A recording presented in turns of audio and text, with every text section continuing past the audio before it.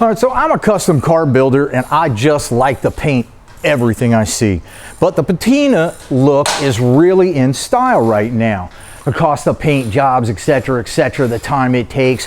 The Patina job's good looking and it just takes a lot less time and a lot less money. Today, I'm gonna show you how to make the most of your Patina, to descale the rust, make it look natural, and the products I like to use when I'm doing that. So stay tuned.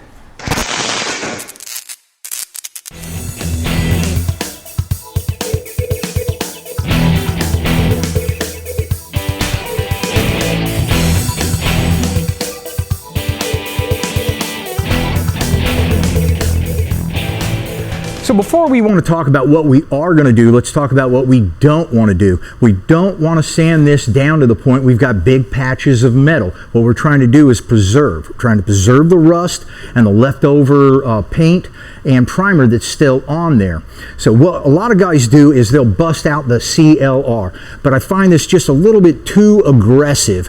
I don't actually want to use chemicals as my aggressiveness on the metal, so to speak. I want to use my pads as my aggressiveness. So what I'm going to be doing is using the barkeeper's friend right here, some mild cleaner, and what it do is it'll allow me to get it clean, and then I can see where my rough spots are, and then I can adjust either up or down on my scratch pads, or maybe I'll employ some of my CLR on the really rough spots. But again, we don't want to go so much that we are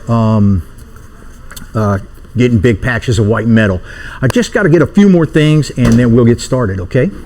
Okay, so first we're going to start with our mildest abrasive, and we're just going to use our hand, go circular motion here, and I'm feeling for any rough spots. Got to make sure you're getting your nooks and crannies really well.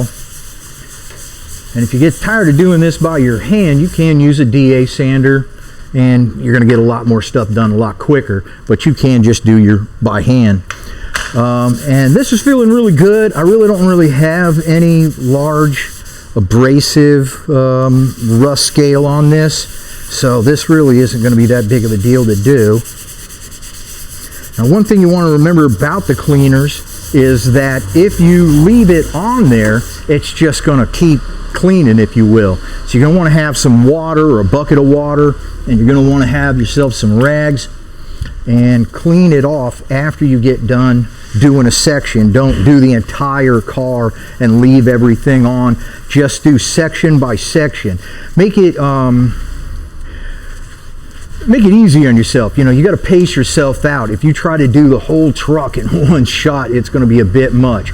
Just pick yourself a door or a fender, get that door or fender completely done, and then move on to the next section. Otherwise, you're going to come up with some weird looking, patchy, odd job and such. So here you can see that even with just the mild, we got the steel to come up a little bit. That's okay. But you can see also that if we were to use the CLR, it would have brought that out a lot more. So start with the mild abrasives first and then work your way up. You can also put your hand on it and just feel for, you know, what's feeling aggressive or not. And just adjust your abrasiveness up or down a little bit. So I'm just going to work this a little bit, and I'll be back in 2 and 2.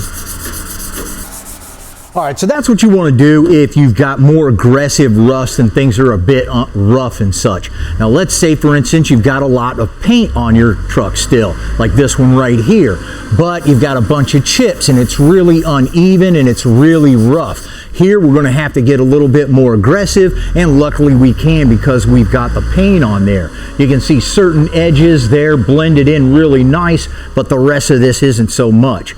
So here what I think I'm going to do, because it is a lot larger, is I'm going to go ahead and use my more aggressive pad on this. I won't need to use the CLR because we don't have any rust or any lime on this or anything like that.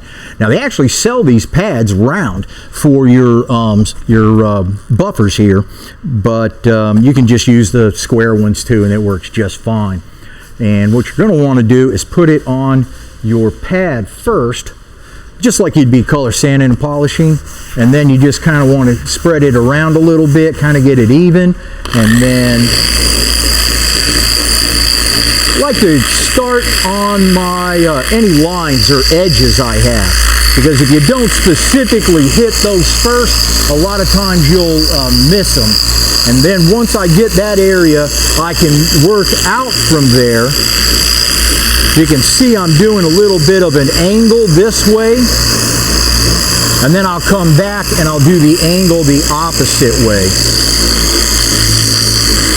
Now, other things I can do on this, because there's a lot of different ways to skin a cat, of course, and you might have to adjust things up or down depending on what you got going on.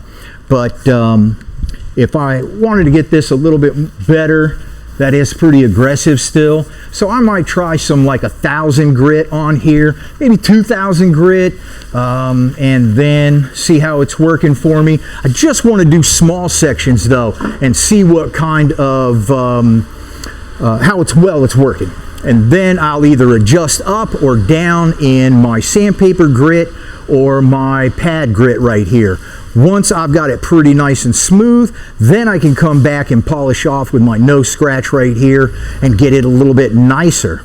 So I'm going to do a little bit of a section here, then I'm going to show you how to preserve what you did. So stay tuned.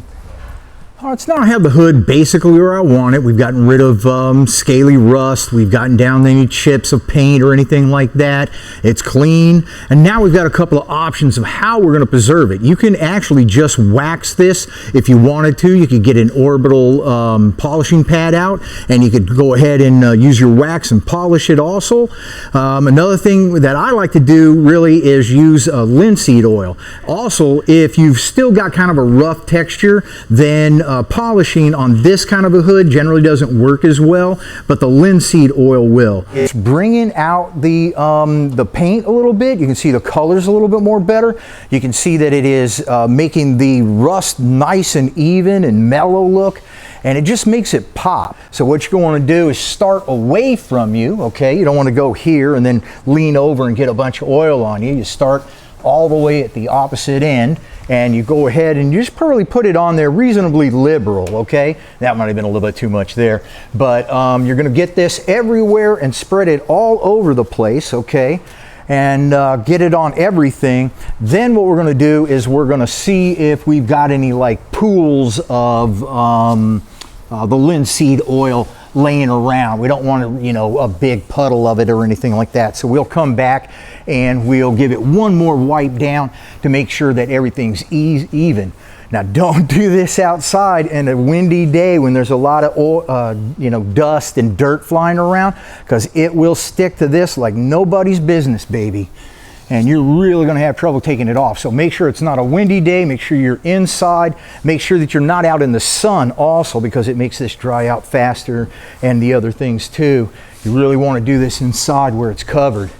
So the linseed oil will last you about 6 months or so, and then you just reapply it wherever it's looking a little bit lean. That's all.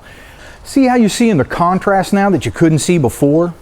See how it makes the rust look richer? See how it makes the paint just pop? And this is going to go ahead and keep rust at bay. It'll actually help preserve the paint, and it's just going to basically lock your truck in a little time machine capsule is what it's going to do. So that's it right there for you. I hope this is giving you the confidence that you can go ahead and take your truck and turn it into a nice little patina truck. My name is David Welch. I'm at Brothers Truck Center every single Tuesday, making sure that I'm giving you useful information that your truck can use. You make sure you check us out on Facebook and Instagram and all that other stuff they got these days, because you're supposed to. That's like the law or something, right?